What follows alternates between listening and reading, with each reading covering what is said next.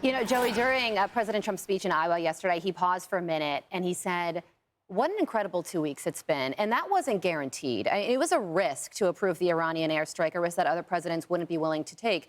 It was a risk to try and pass his legislative agenda all at once, and he did it. So far, the decisions that he have made these past 2 weeks appear to be paying off. No, absolutely. I mean, the power of President Trump, as far as I guess, implementing his will on members of Congress, members of the Senate, and I don't mean that in a negative way, just the power that he yields over the Republican Party and the Democrat Party is really something we've never seen before.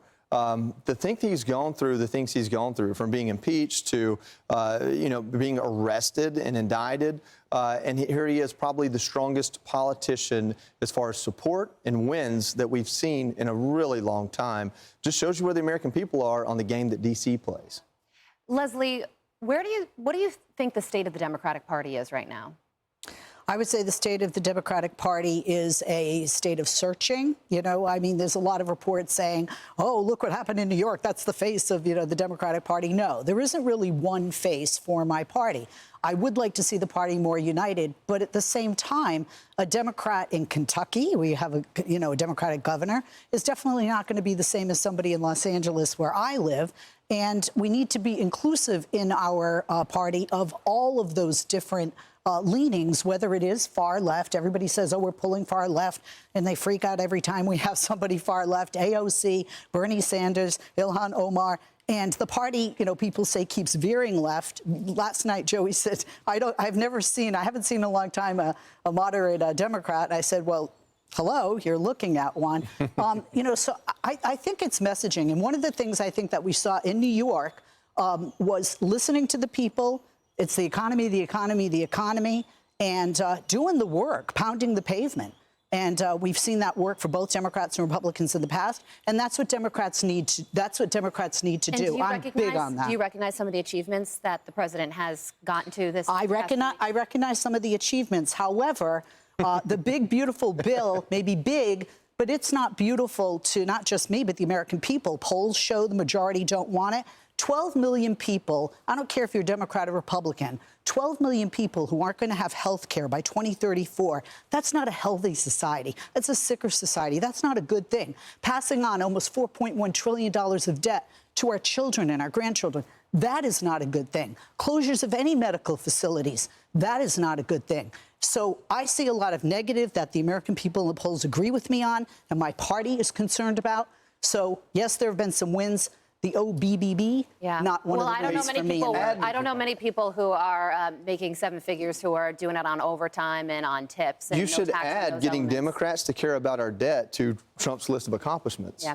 Well, you know what, Rebecca, there are a few things. You should try getting Republicans to care about the debt. There are a few things this week that haven't gotten as much attention as they should that could prove to be very critical on the foreign policy front. The first is what Mark mentioned about having that conversation with Ukrainian President Vladimir Zelensky. And it's on the heels of a phone call that he had with Russian President Vladimir Putin that he said did not go well.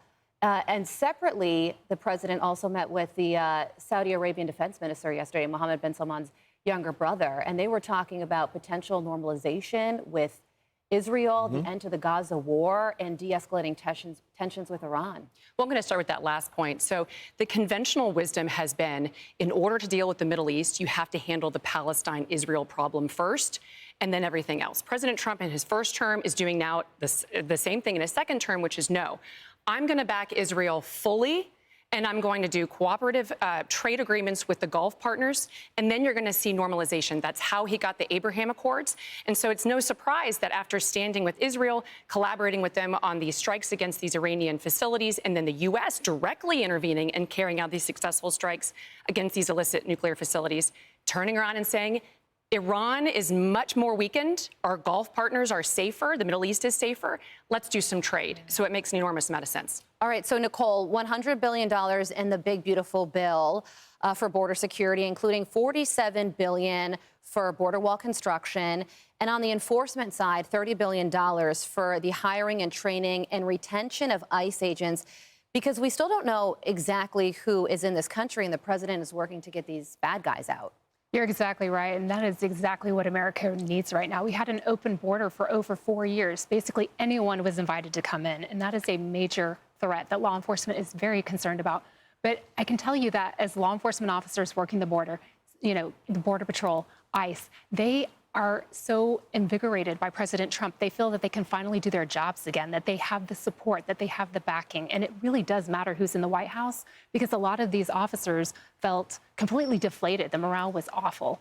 And so I am very supportive. I'm obviously a former FBI agent. I believe in enforcing laws, and I believe that it is important that we put money towards our border and also defense and other things, and also these large tax cuts. People say, oh, it's going to increase the debt ceiling. But in reality, I was talking to my friend who was an economist under the Trump administration, and the tax breaks will actually increase the economic activity, which increases revenue. So it's a little misguided to talk about the deficit, because there will be a huge increase in revenue, and that is what our country needs. So America is on fire. Go President Trump. The day of independence and celebrating our country, I think it's very monumental that this is being signed today. And that's what they're going to be doing at the White House later today. Hey, Sean Hannity here. Hey, click here to subscribe to Fox News YouTube page and catch our hottest interviews and most compelling analysis. You will not get it anywhere else.